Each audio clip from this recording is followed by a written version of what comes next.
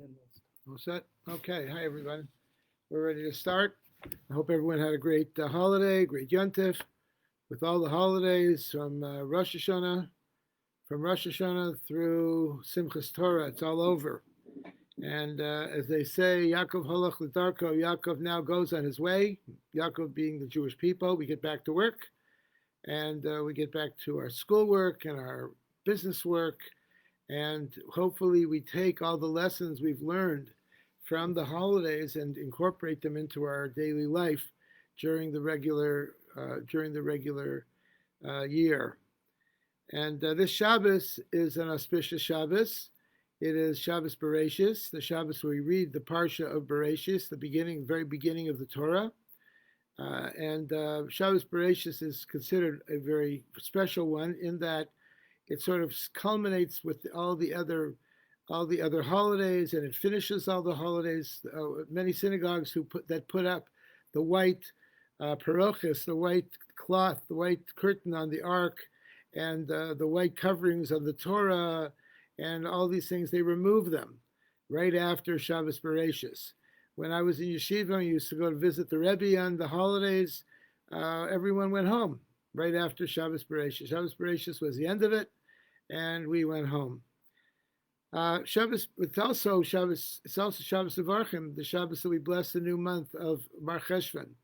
It's also this coming Shabbos as well. So we have those two qualities, Shabbos Bereshis and Shabbos Mavarchim, Mar Cheshvan. And the Rebbe asked the question in a Sikha on Shabbos Bereshis, 1982. The Rebbe, of course, would give a Farbrengen every Shabbos Mavarchim throughout the year. And he asked that Farbrengen this question: what is more important, Shabbos Bereshis or Shabbos Mavarchim? Which comes first? So there's a concept of Tadir v'she'ena Tadir Kodem. If something comes very often and something does not come so often, the thing that comes very often gets precedence. And in this case, Shabbos Bereshis is very auspicious in that it's Shabbos comes every week. On the other hand, there's only one Shabbos Bereshis. On the other hand, Shabbos Avarchim comes every month. There are 12 of them, and if there's a leap year, there's 13 of them. So that's the question: what comes first? So actually, the Rebbe holds that actually Shabbos Mavarchim really should come first because it is more often. However, because of the preeminence of Shabbos Bereshis, of the Parsha Bereshis, and that its connection to Torah, which is because we read the Parsha of Bereshis in the Torah, so therefore actually Shabbos Bereshis should come first because it is more of a Torah day rather than Shabbos Mavarchim is something from the rabbis. So each of these aspects have a quality that the other doesn't possess. According to the rule that something comes more often, so we would say that Shabbos Avarchim precedes the concept of Shabbos Bereshis. But we see actually that it's really not the case. In our prayers, we say of Shabbos Mavarchim, we say it for life, for peace, for gladness, for joy, for deliverance, and for consolation. These are all the blessings that we ask for God on Shabbos Avarchim in the special prayer that we say on this particular Shabbos. And this is a blessing for both the physical and spiritual matters. As part of the prayers, it's meant literally in physical matters. That was primarily in physical matters. We prayed to God that our physical situation, there should be peace in the world and goodness in the world and all kinds of things. But we know that physical matters have a corollary. They have an aspect of the spiritual as well, because we learned that everything in the physical world has a spiritual component to it also. So therefore, the blessings that we ask in the physical world have a component as well, an equal component in the spiritual world. It's a blessing that encompasses the loftiest spiritual heights to the most physical of things as well. You know, when we give a bracha to someone, we say you should be blessed, begashmius uberuchnius, begashmiut uberuchniut. Begashmiut means physically, that you should have all of the things you need in the physical world to survive. And Ruchniut means in the spiritual realm as well. And what comes first? Begashmiut comes first. In the physical realm comes first. Why? Because without the physical needs taken care of, you cannot have the spiritual needs. If a person is hungry, or if a person is tired, or a person is not well, how can they take care of their spiritual needs if they're in that difficult situation also? So that's something that is important, and therefore the physical is very significant, and in many respects perhaps even more significant than the spiritual, because the physical allows the spiritual to exist. Nonetheless, this distinction of Shabbos Avarchim, it's the aspect of Shabbos Bereshis really, as he said, takes precedence. For Shabbos Bereshis is the concept of Torah. So the Rebbe points out that the fact is that Shabbos Bereshis follows Shmini Atzeres and Simchas Torah, so it's especially emphasized this year that it's because it's a unique Shabbos, because it finishes all the holidays. In addition, Parshas Bereshis relates to the act of creation of the world. After all, it says Bereshis bara Elokim. In the beginning, God created the heavens and the earth. So the idea of creation is also, as it says in the Torah, is also connected to the world, obviously, and as it says, God looked into the Torah and created the world. So the creation of the world is something which is emphasized in this week's Torah portion also. The Torah study of Jews continues to keep the world in existence. We are told, it says, "Hamachadesh b'tuvo b'choyam tamid maseh bereshis," that in His goodness, in God's goodness, He renews for us each and every day the act of creation. The Alter Rebbe learned that it's not just at every day that the act of creation is renewed, but every single moment, every single second, God is renewing the act of creation. So creation is an ongoing thing. It's not just didn't that just happened once, but it is going on, and it continues on and on. So, what is the idea? In Chassidus, we believe very much that the world was created by God. God infused His godliness, His godly energy into the world, and it continues that way. If God were to remove His energy, His life force from the world would disappear. The world would instantly cease from existing. So creation is something which is an ongoing process. So when we learn about the creation of the world, we are talking about something which is happening all the time, it didn't just happen a long time ago. And the Torah study of Jews, the Rebbe continues, is to keep the world in existence. What keeps the world in existence? The Torah study of Jewish people. Men occupy themselves in Torah and keep the world in existence, it says. Hence, when a Jew reads Torah, and especially when he reads the passage of the creation of the world, he affects the creation of the world anew. But the Rebbe points out, interestingly, that the world has been in existence for thousands of years. What's so new that it's being created? What is new that is being created in the world every single day or every single moment? What is the renewal of the world? Creation happened already, so it's over, it's finished. But actually, by learning Torah, by doing mitzvahs, we renew the act of creation and we continue it going. As it says in the beginning, God created the heavens and the earth. It cannot refer to the continuous creation, ex nihilo, as brought about by the Baal Shem Tov, as taught by the Baal Shem Tov, namely that without this continuous recreation, the world would revert to its original state of nothingness. For that has no special significance on Shabbos Bereshis. Shabbos Bereshis, after all, talks about God creating the physical world, which He created ex nihilo, yesh miyayin, something from nothing. So every single moment, does that also happen something from nothing? Well, obviously, we have something here, and it's continuing, and God is continuing to infuse His life force into the world, which is in existence already. So on every Shabbos and every day of the year, the world is being created anew. What's so special about the recreation of Shabbos Bereshis, the Rebbe asks? However, the creation can be in two ways. This is a very interesting thing. Creation can happen in two ways. Number one, either we can renew the old creation in exactly the same way, or a completely new creation in a far loftier fashion than before, as if there was never a previous creation. So there are two types of creation. One is that we create anew what would happen earlier, what we already have. We build on what we have already. And the second thing is that we add a completely new dimension to creation altogether. It is a brand new creation that happens every single moment. The Baal Shem Tov taught that in reality there is no difference between nature and miracles. For nature is also miraculous.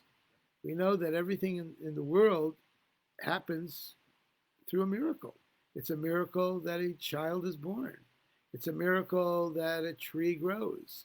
You take a little seed and you put it in the ground and cover it up. And what happens? The seed, first of all, disintegrates. It breaks down. And if you were to dig it up during that initial period, you will see a very putrid, broken down little speck of nothingness, practically, just a nothing thing, just, all slimy maybe and not very attractive at all. And you think, well, this is how things are. This is the destruction of something. You throw something in the ground and it's destroyed. But what happens? A miracle happens. And all of a sudden, a sprout comes from that tree, that seed, and eventually the sprout grows into something very, very beautiful and very, very, very magical, in fact. I remember a number of years ago, we wanted to plant some aravos, some willows in our backyard so we would have aravos for sukkahs. So what did we do? We took an arava, one single arava, from a plant that we got from New York with the rest of our old aravas, and we put it in a glass of water. And you know the story. Eventually, it'll start sprouting roots and more roots until eventually you take it and you put it in the ground and you plant it there and you leave it for quite a while and you water it and take care of it. And all of a sudden, over several years, you have this magnificent willow tree that was never there before. And it all grew from this tiny little seed that you put in the ground, or this little stalk of a dried out old willow branch. And miraculously, it happens. Everything in nature is really a miracle. Every single thing in nature that happens. Where does it say that it has to happen that way? Where does it say that a child has to be born after 9 months? Where does it say that that the water has to fall, or rain has to come, or dew has to come down, or anything has to happen? It's all miraculous. For nature is also miraculous, but since nature is always with us, it's always there, and we become accustomed to it, we do not recognize its miraculousness. As religious people, we recognize the fact that everything that happens in this world is a miracle from God. In fact, one of the names of God, Elohim, has the same numerical value as Hateva, nature, because nature is seen within godliness. Godliness is seen within nature. We take a look at nature, how things work, and it's the most remarkable thing. Many years ago, there used to be a Chabad pamphlet called Talks and Tales, and it was published, I think, in the 50s and 60s. And every issue, it had something about the Parsha, but it also had something about nature, about animals or about plants and how they work and how amazing they are, how they are. and how they're taken care of in nature. And really, the whole purpose of that was to point out the miraculousness of nature. Similarly, the mere renewal of creation of the world is not seen as a new creation since it is a continuous process. So everything in the world that we have already is continuing.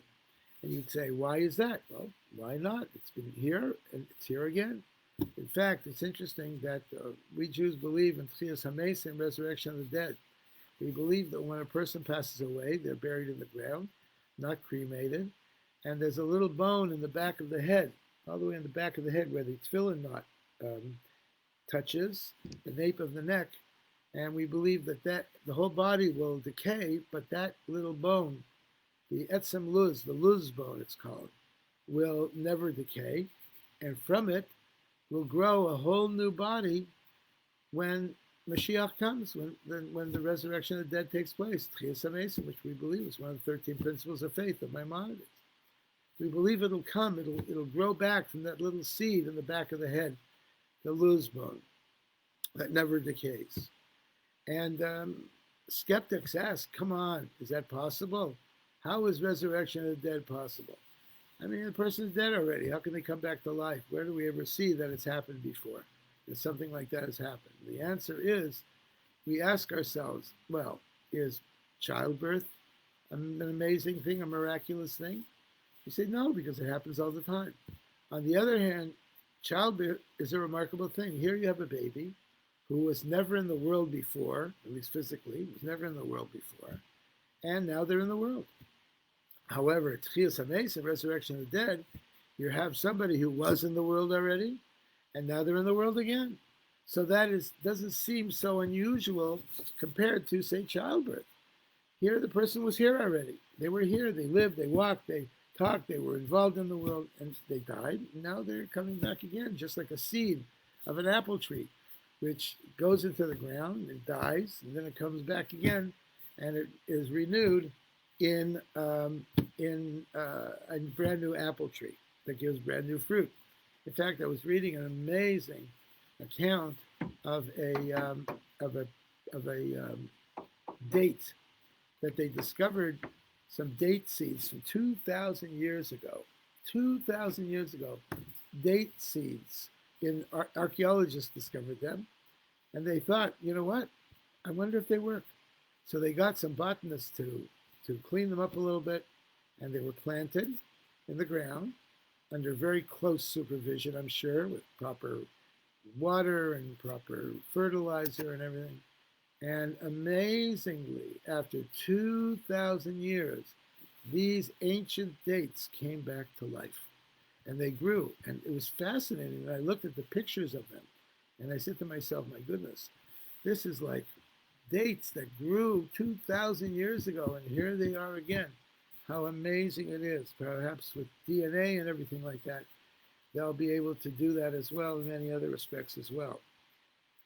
Likewise, the creation of the world through Jews' service, through our service of studying Torah and doing mitzvahs, can be in both ways. It can both be in renewal of the old creation and a new creation entirely, which we can create, as if nothing ever existed previously.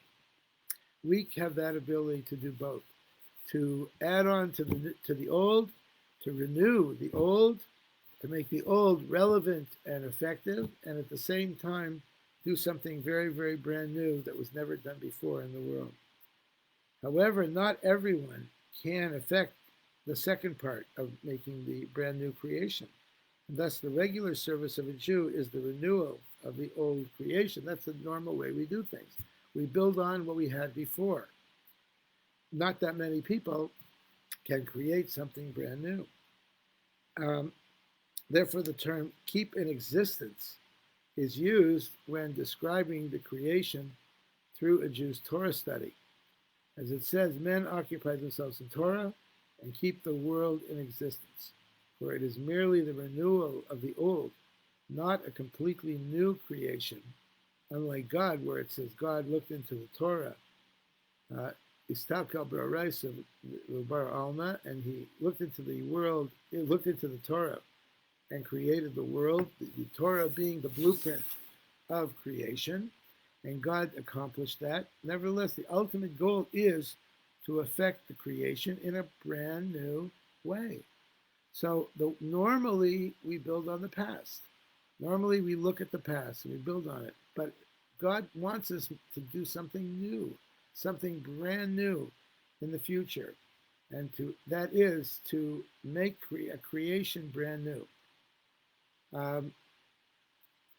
He says here, for since righteous people are comparable to their creator, tzaddikim are compared to God, so too, like God, they can newly create the world as if it had never been in existence. And we know today that's happening. Things are happening today that never happened before, that were never around before.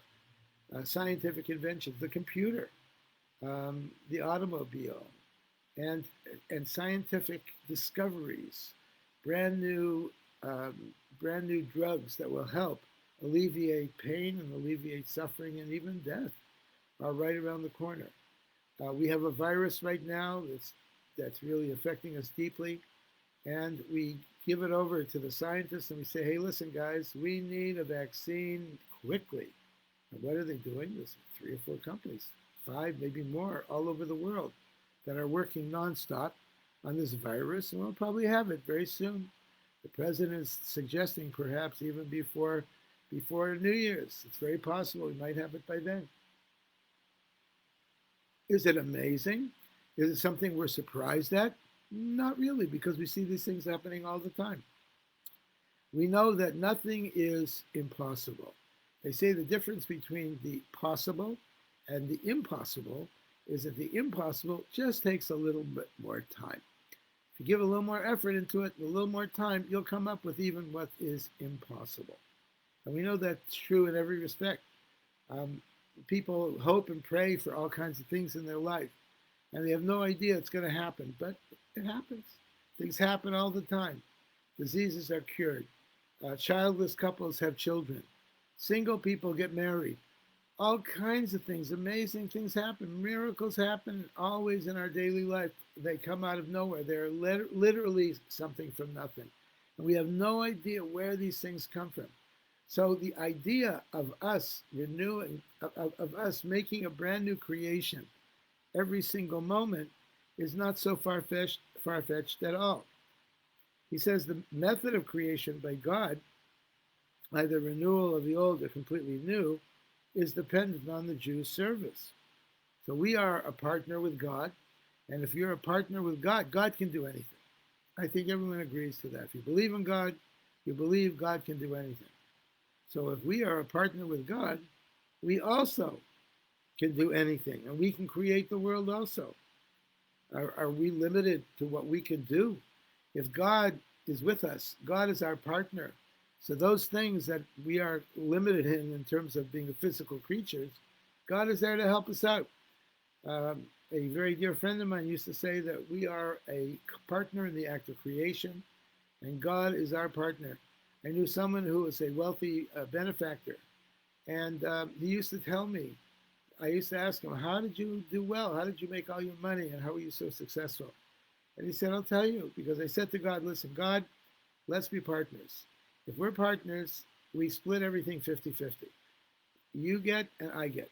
And I will make sure that whatever I get will go to you, will go to tzedakah, will go to charity, and it'll make the world better. So if God is my partner, God gets a portion of the profits, so what better partner can you have than that? We are a partner with God in the creation of the world. Then his service affects that his partner, namely us, should also create in a completely new manner. If God is our partner and God creates the world from nothing, we can also do that. We also have the ability. In other words, our potential is unlimited. It ultimately is unlimited. A person can say, well, come on, Rabbi, we're only physical. We're only limited creatures. We only live, a short period of time. What can we do? How can we possibly compare ourselves to God? Well, we can't compare ourselves to God, but we can become a partner with God. And if we say to God, we will be your partner in everything you do, that means that godliness and God's powers will come into us, and we will have the ability to do remarkable, unbelievable, impossible things that we thought previously were unheard of. You know, the Chabad Shluchim, the emissaries of the Rebbe all over the world have seen this time and time again, where they've come into communities and they've seen tremendous opposition to their work, what they want to do in the communities. And all of a sudden something happened, and there was an amazing thing. I was reading an amazing story recently about a shaliach in a young man in Migdal HaEmek in Israel who was a yeshiva student, and he was in charge of assigning other yeshiva students to speak on Shabbos at some of the various synagogues in Migdal. And many synagogues accepted the boys to come, and they would talk about a sikha from the Rebbe, and others did not want them to come. They were not such positive pro-Chabadniks, and they said, well, we don't need you to come. So there was one particular synagogue that was quite large, and this fellow was continually being turned away by these people in the synagogue. They didn't want him to come. They didn't want anybody from Chabad to come, and they didn't need them, and it was a very difficult thing. Anyhow, this young man came to New York for the holidays, and he found himself at the Ohel of the Rebbe, the grave of the Rebbe, and he was looking for a place to sit down to write his note that he wanted to write, what we call his Pidya Nefesh, to the Rebbe. And he looked around. It was pretty crowded. It was before the holidays. And he finally found a spot, and he sat down.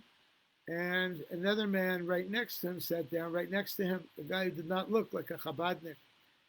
So our hero was sitting down and writing his pan and asking for various things. And among them, he said that he wants a bracha, that synagogues should be more open to them coming and speaking on Shabbos. And he just wrote that. And then all of a sudden, next to him, this fellow who sat down next to him said, excuse me, but I don't know how to do this. How does this work? How does this work? So the young fellow said, how does what work? He said, what do you do? You write a letter, you go in, what do you say? What do you do? So the young fellow says, I'd be happy to explain it to you. Where are you from? You sound like you're an Israeli. He said, I am. I'm from Israel. He said, oh, okay, I'm from Israel also. Where are you from in Israel? He said, Migdal HaEmek. Migdal HaEmek? I'm from Migdal HaEmek. I go to the yeshiva over there. Really? Where do you go to synagogue? So the older man said, I go to a certain synagogue, which was one of the largest synagogues in Migdal HaEmek. This fellow said, what? You go to that synagogue? Yeah, he says, as a matter of fact, I'm the gabbai of that synagogue. I'm in charge of that synagogue. What? You're in charge of that synagogue? Do you know that I've been trying to get into that synagogue for many years now to try to get our boys to go in and to speak on Shabbos afternoon in the synagogue, and you've turned us away, and blah, blah, blah, and everything. So the man says, oh, I didn't know that. I wasn't aware. So the young man says, as a matter of fact, at this very moment, I'm writing a letter to the Rebbe asking him to intercede in heaven that it should be open and we should be able to be more successful in going to the synagogues. Take a look. And he took the letter that he wrote. He showed it to this guy. He said, oh my goodness. Yeah, you're the man. You're the guy. It's your synagogue. I can't believe it. Here we are at the Rebbe's Ohel, the Rebbe's graveside. And take a look. So right next to this fellow, the older man, was his wife. Well, you know, you don't mess with wives. So his wife said, what's going on over here? What is he talking about? So the man said, well, he explained to him, he's from the Chabad Yeshiva, and they want to come in, they want to speak at our synagogue on Shabbos once a month and everything. And the wife said, well, what's wrong with that? That's a very nice thing. How can you come to visit the Rebbe at the Rebbe's graveside and turn away his emissaries from speaking at our synagogue? How can you do that? You shouldn't do that. So the man says, you're right. You're absolutely right. So he said, you know what? When I go back, I'm going to arrange for you guys to come in as often as you want, and you'll be able to speak in the synagogue whenever you want. And that's a true story. That's what happened. It was a miracle. It was amazing. Of all the people throughout the entire world, for him to sit next to, I'll tell you one more story. It was an amazing story. One time I was sitting in 770. I was sitting in the Chabad headquarters in New York, not so long ago, actually, maybe 8 years ago, 9 years ago. And I'm sitting there, and it was very crowded. It was probably near one of the holiday seasons, or right after that. And I'm sitting there, and it was difficult getting a place to sit. So I found an empty seat, and I plopped myself down in that empty seat. And I'm looking around, what's going on over here, and all the people, and all the guests, and everything. And I noticed I was sitting right next to a young man who looked like a college student. So I turned to him. I said, hello, how are you? Where are you from? He asked a few questions. He said he's from Portland, Oregon. I said, oh, that's nice. Are you familiar with the Chabad rabbi in Portland, Oregon, Rabbi Wilhelm? He said, sure. As a matter of fact, Rabbi Wilhelm is sending me on a trip across the country, and I'm going to be staying at various Chabad houses for Shabbos. He said, really? Well, did you know that Rabbi Wilhelm is the brother of our Rebbetzin Leah Fratkin here in San Diego? It's her brother. She said, as a matter of fact, that's one of the places I'm going, San Diego, because Rabbi Wilhelm set me up in San Diego. I said, oh, really? Where are you staying in San Diego? I'm telling you, he said to me, I'm staying by Rabbi Leider's house in San Diego. I said, what? I'm Rabbi Leider. I can't believe it. Of 5,000 people in the synagogue that day, of all the people I could be speaking to, I ended up sitting next to a guy who was planning on staying at my house for Shabbos, and indeed he did. Go and explain it. Unbelievable. Is there a God in this world or what? So anyways, things that happen, they happen in a miraculous way. He says here, this is the difference in the renewal of the creation between Shabbos, Bereshis, and other times. During the entire year, a person's service can be just the renewal of the old, but in a completely new way. This Shabbos, however, Shabbos Bereshis, follows the service of the entire month of Elul. Slichos, Rosh Hashanah, Yom Kippur, 10 days of repentance, Sukkot, Shmini Atzeret, Simchas Torah, everything. After all these, a Jew's service is certainly in a completely new manner. We are completely new, completely different than we were before. It's been a completely different experience. As a matter of fact, this year during the virus situation, we've had to redefine so many of the things we do, from limiting the amount of people that we can have at our services to, and then ultimately, one of the things I was really wondering is how in the world are we going to observe Simchas Torah? We can't dance. We can't dance with the Torah. We can't pass the Torah around. What are we going to do? And I lost sleep over it. What are we going to do? How is it going to happen? What's going to happen during this whole time? So after consulting with rabbis and colleagues, we came to a conclusion of what we're going to do, and we observed Simchas Torah as we did in the past, but in a completely different way. We did not pass the Torahs around. We did not dance with each other, but we danced. And we had hakafas and everything, but in a completely different way. And it turned out that it was more meaningful than ever. It was a beautiful, beautiful Simchas Torah, beautiful experience all around. And people really, I think, really enjoyed it and found meaning to it in more of an inner way rather than an external way. And it was an amazing thing. I was watching during the hakafas of Simchas Torah, and before that, during the hakafas of Sukkot. And I was thinking to myself, I should really take pictures of this. You can't take pictures, obviously, on Yontif, but I wish I could, because the dancing and the singing and the just the feelings of it were not loud. They were not outward. It was quiet. It was inner. It was peaceful. It was very, very deeply spiritual and deeply, very, very meaningful. We did not sing a lot. We did not dance a lot. Our kafas were much shorter than ever, But I think they were, in many cases, they were more beautiful than ever.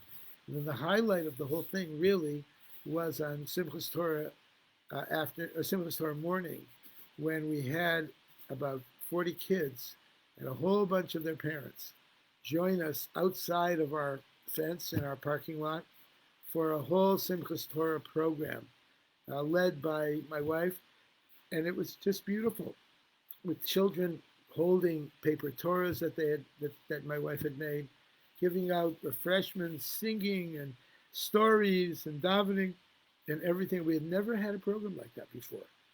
We usually, in the past, we had the children as part of the adult program, and the children danced around. This was something special for children. And the children, I think, really, really appreciate it. In fact, I was thinking we should do this every year. We should have a special children's hakafas, just for children. And it was safe, it was beautiful, it was meaningful, and all the parents came up to me and they thanked me for it. And even though it took a lot of work, a lot of preparation, especially on my wife's part, but it was one of the most beautiful programs we ever had. It was a large turnout, and it was just a beautiful, beautiful program. So it says here, Shabbos Bereshis follows all these other holidays. So therefore, after all these, certainly our service in the rest of the year should be completely new also. We should take from what we had from this previous year, through this virus situation, and how we observed the holidays, and what we did. In fact, we spent all the davening, we spent so much davening outside. All the davening was outside. We had canopies, we had lighting, we had lots of space for everyone to separate themselves. And it was just really, I think, a very meaningful experience. So many people came up to me and they said, you know something, Rabbi? I like davening outside better than inside. You feel more in tune with nature, with godliness, with holiness. And it was just very, very beautiful. It says in the Torah, in the beginning, God created the heavens and the earth. There is no doubt that the world is thus created completely anew, something from nothing. The greatness of Shabbos Bereshis, then, is that we read the entire Parsha Bereshis preceded and followed by a blessing. Whoever gets the Aliyahs, they say a blessing beforehand and a blessing afterwards. And the renewal of creation thus affected is not just by those who actually receive the Aliyah to the Torah when Parsha Bereshis is read, but also by those who listen to the blessings made and answer Amen to the blessing, because by you answering Amen to the bracha, you are part of the reading. Indeed, the Talmud states, he who answers Amen is greater than he who makes the blessing. Hasidic philosophy explains that the answering of Amen reflects the actual flow of the blessings below. And since there are many things done in the synagogue that affect those not there, such people also are influenced by the greatness of Shabbos Bereshis. You know, when we read the Torah in the synagogue, it's interesting that rabbis ask a question. Who has the mitzvah of the Torah reading? Are it those people who are in the synagogue listening to it, or is a community? Does a community have an obligation to have a Torah reading, or do individual people have a responsibility to hear the Torah reading? And actually both are true, but primarily the responsibility is of the community. The community needs to have a Torah reading. They need obviously 10 people to listen to the Torah to be there. But everyone in the community gets the mitzvah of Kriyas Torah by being there. In fact, we're told that a city is some place that has Asara Batlanim, 10 people who are not doing anything, who can come to shul, who can daven, who can be there and sit and learn Torah. But what about the rest of the people in the city? Well, the rest of the people exist through the powers, the efforts of these 10 people who are in shul, who are davening, who are learning, who are listening to the Torah being read. Everyone benefits. When a community has a minyan, either a daily minyan or three times a day minyan, or if they have a Kollel, as we do here, as the people who are learning Torah, certainly everybody in the community, everyone benefits from that. Not only people who are participating directly from it, but even those people who are not participating, even people who are home or are walking around or even at work, they also benefit from what's going on. So the reading of the Parsha of creation affects the creation by everyone, not just by those people who are there. As the Rebbe points out, he who answers Amen is greater than one who even answers the brachas. And people in the community are influenced by the greatness of Shabbos Bereshis. Everyone is, even people who don't even know about it.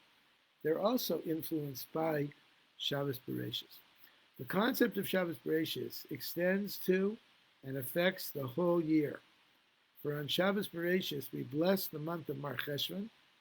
It's interesting that Shabbos Bereshis is such a lofty Shabbos, such a holy Shabbos, where it talks about the very creation of the world, the very beginning of the Parsha.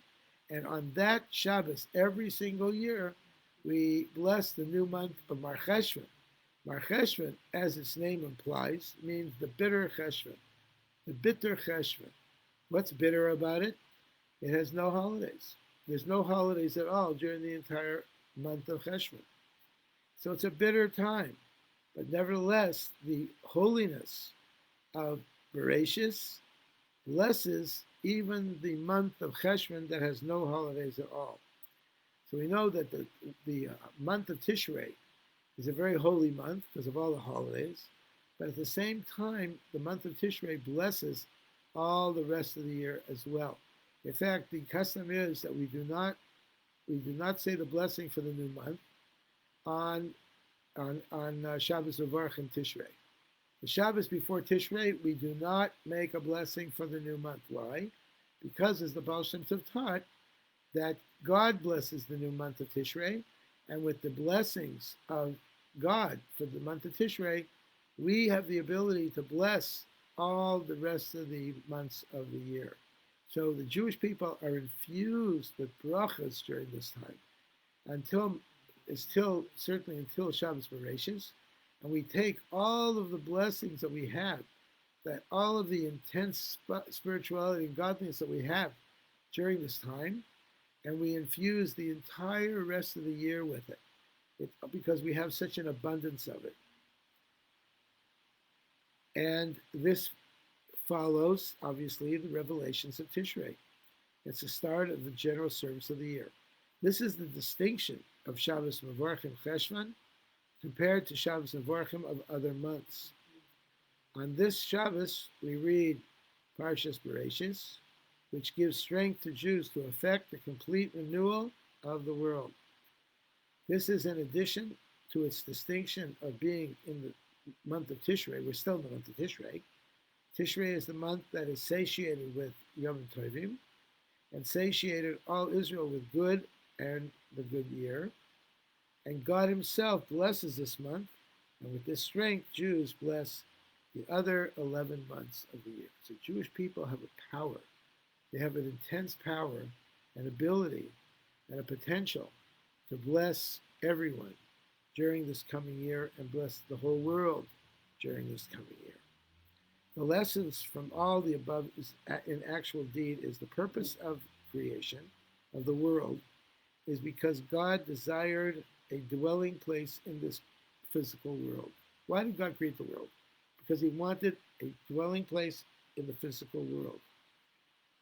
This is achieved through the service of spreading Judaism, and especially Hasidic philosophy, Hasidus, beginning with the various campaigns that we have, the campaign of Ahavas Yisrael, education, Torah study, tefillin, mezuzah, tzedakah, house full of Jewish books, Shabbos candles, kashrus, family purity. Also, the most recent campaign, the latest campaign, was to unite all Jews in an eternal bond through each one purchasing a letter in a Sefer Torah. If you haven't done that already, you can contact Chabad, and they can arrange that for you, especially for little children, for everyone, that everyone should have a letter in a Sefer Torah. So the fact is that we have the ability, uniquely, to bless the world. As God told Abraham, we're going to read in a few weeks, Those that bless you will be blessed. Those that curse you will be cursed. The blessing to the world come through the Jewish people. They come from God through the Jewish people. We are the conduit to bless the world. So certainly everyone should know that. Our friends, the Christians, most of them know that. That's why they support Israel and support the Jewish people so much, because they know that the blessing to the world come through the Jewish people. And we should continue to bless the world with goodness and abundance, and God willing, with the brachas of Tishrei, we should have a vaccine very soon that should take care of this virus once and for all. And it should only be a memory. What we went through this last year should only be a memory. And God willing, I think it'll happen soon, because we have incredible potential for incredible blessings. So I want to bless you all with a good year, a long and happy life, and may this year be one of abundance for all of you.